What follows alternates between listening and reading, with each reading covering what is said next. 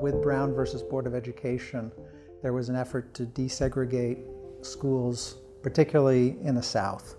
And there was lots of resistance to that, and so it took quite a while. It really wasn't until the late 1960s, early 1970s that desegregation really took off. And then we saw really strong progress. The achievement gap between African Americans and whites was declining as our schools became more integrated. And unfortunately then the courts kind of gave up on desegregation of schools, and we saw a widening of the achievement gap as our schools began to resegregate.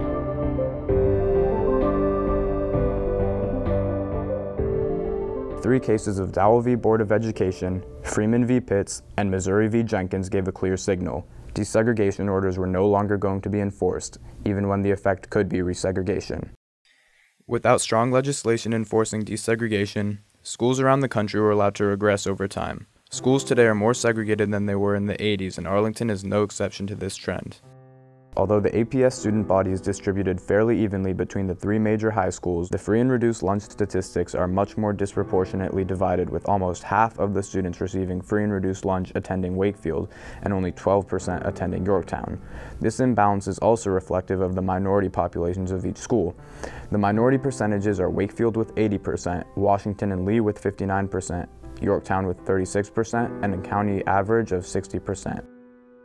Although there is a clear disparity between the racial makeup of the 3 high schools, one of the main reasons for this is the residential geography of Arlington. While Arlington as a whole is a very wealthy and relatively diverse county, North Arlington tends to be more wealthy and less racially diverse than South Arlington.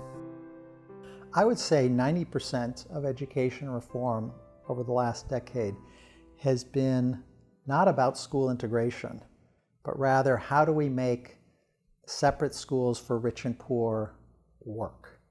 Poverty rates in schools are a strong indicator of overall student performance. Studies suggest that once a school reaches 40% low-income students or more, the overall academic performance in the school hits a tipping point and achievement significantly declines. Therefore, it is important to maintain income diversity in schools. So rather than knocking our head against the wall, trying to make separate but equal work, a number of communities are now coming back to the idea that, well, maybe we should get at the source of the problem, which is the separation of students by income and by race, where people are bringing different life experiences to the table and to the classroom discussion. And everyone benefits from that richer discussion and deeper learning. Students who attend economically diverse schools typically have higher test scores, are more likely to enroll in college, more likely to develop cross-cultural friendships, develop better critical problem-solving skills. The elementary and middle schools that I went to were really diverse, and I didn't really think much of it when I was younger because it was just a normal thing for me. We know from research that integrated schools do result in a reduction in prejudicial attitudes, racist attitudes on the part of students, and that it's particularly successful when you have a curriculum that honors the backgrounds of all students, when you have teachers who are reflective of the diversity of the students and are trained to be culturally competent. Experience is a big part towards learning, and with the diversity in my school, I was able to experience a lot of other cultures, and through that understanding, I come to accept a lot of them and welcome a lot of the new cultures and different ideas. Well, people can be together and not be tolerant, okay? You have to also learn about the history. You have to understand, speak other languages. You have to have opportunities to interact with other students. You can be in a school that is diverse, for example, and if you're only in classes with all the people that look like you, then you don't become more integrated. There's an uptick of hateful rhetoric, homophobia, Islamophobia, xenophobia, racism. And I would honestly attribute the root cause of that, honestly, to the election, the 2016 election. We had a group called Sister Circle, and they were in charge of putting up signs for Black History Month. And they were putting up a sign that said Black Lives Matter, and they were called the N-word by a group of people. People got upset about that, of course.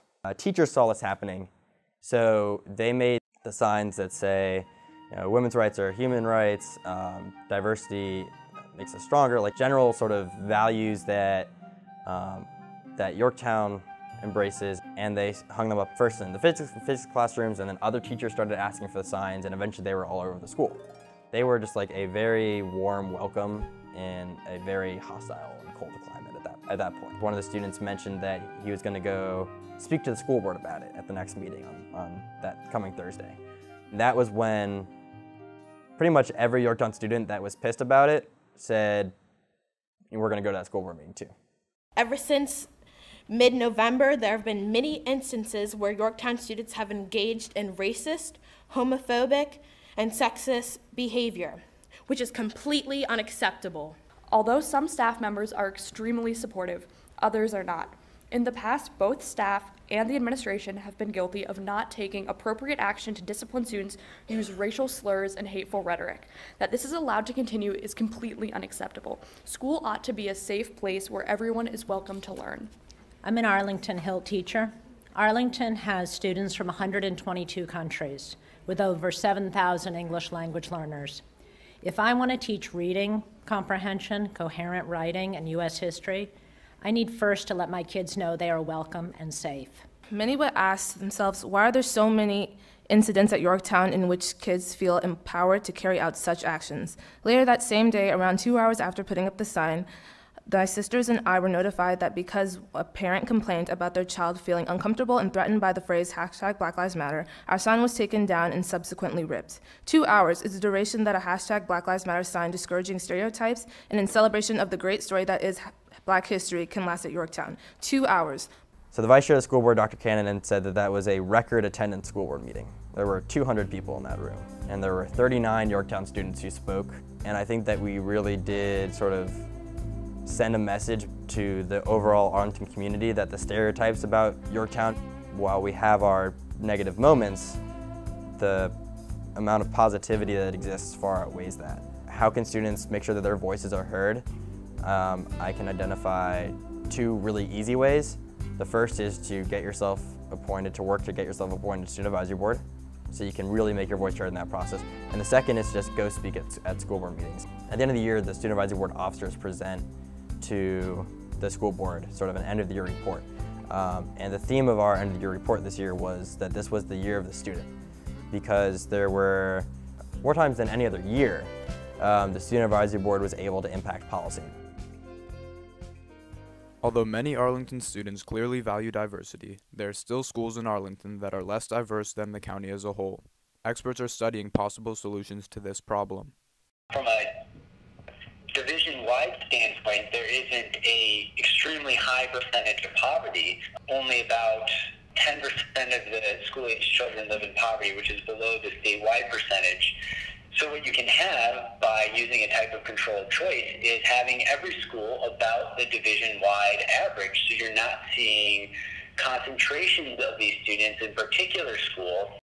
Could that work in Arlington? It may, but it would have a lot of resistance because many parents buy their house in certain neighborhoods because of the schools. And so for you to tell a parent that they cannot send their children to their neighborhood school, it will not be accepted. When you simply redraw boundaries, neighborhood school boundaries, in order to achieve integration, you're not necessarily providing any positive incentive for families that are in more affluent schools right now to go along with this new arrangement. People don't like change. You know, if you change the boundaries of a school, even if it has nothing to do with diversity, parents are often upset. Arlington is a compact district where you really the distances are not as much of a challenge as in a lot of districts. And therefore, I think using a model where all the schools become magnet schools. Every school has something special to offer, and that there's choice within the school system. I think that can provide the infrastructure for really integrated schools. When school and housing is disconnected, and you can have access to a great school no matter where you live in the jurisdiction, then parents are much more willing to live in economically and racially integrated communities. Thurgood Marshall, in one of his dissents in a decision back in 1974, talked about the importance of our students learning together so that people of different backgrounds will end up living together.